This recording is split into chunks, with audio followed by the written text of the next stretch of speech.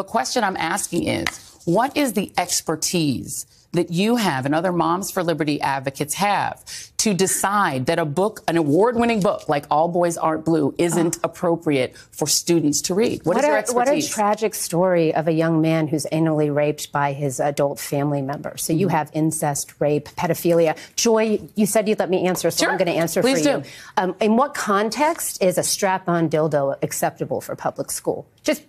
I mean, that's my question to you. Tell me what the context around the strap-on dildo or the rape of a minor child by a teacher. Hold on a second. No, wait, we're talking about public school. One moment. All right. So now you've asked me questions. Sure. I'm going to answer it. Okay. Well, who is the main character? What's the name of the main character in All Boys Aren't Blue?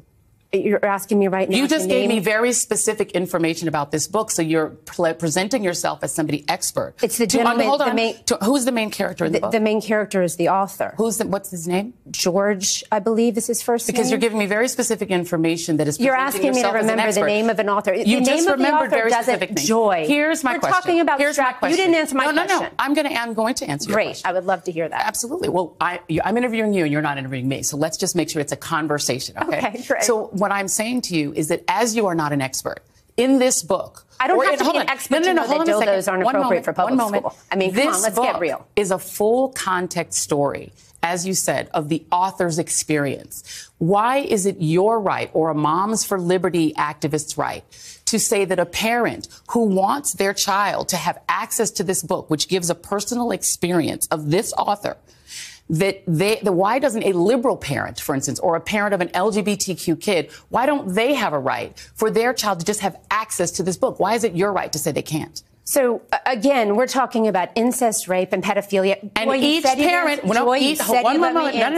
each parent has to decide what is appropriate for their child to read. So I want you to answer. I'm going to ask it one more time. What is your right to tell a parent who wants their child, who might feel seen by this story, why don't they have the right? Why don't they have the right as a parent to say, my child can have access to this book? If a child feels seen by this story, that means that they have been the victim of a predator. That means that they have either been raped by a family member, they've experienced and your proof of that is what? You just said that if a child feels seen by this story. What I'm saying, Joy, you're now making assumptions about it. Joy, but if a child has been raped, we should do a lot better than put a book on a library You're literally shelf. creating a story behind a child that you don't know. Let me show you a form. This is a form that can be obtained in Broward County, Florida. Okay. I'm going to show it to the audience, and then I'm going to show it to you.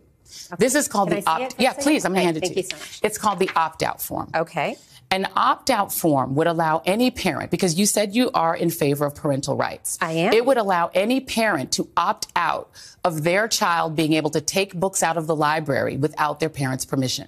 Okay. So that Moms for Liberty, why not advocate that every school in America have an opt-out form so that a parent who doesn't want their child to access a book like All Boys Aren't Blue, that they can make that choice? Because then each parent, including a liberal parent, a black parent, a parent who wants their child to read a book about African-American history, then they get their rights. We want children to read books about Why not just opt out so. for yourself rather than tell other parents what they can and cannot? First of all, I think what you're talking about here is a wonderful step in the right direction. We should be having conversations about this. This is about local control. A lot of these decisions are made at the local school board level.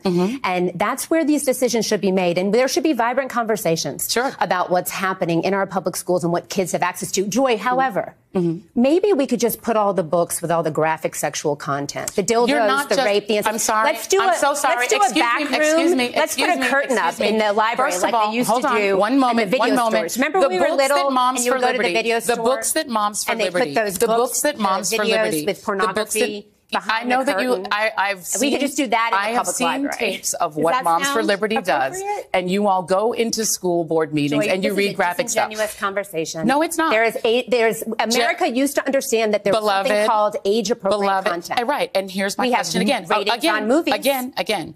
Ruby Bridges goes to school.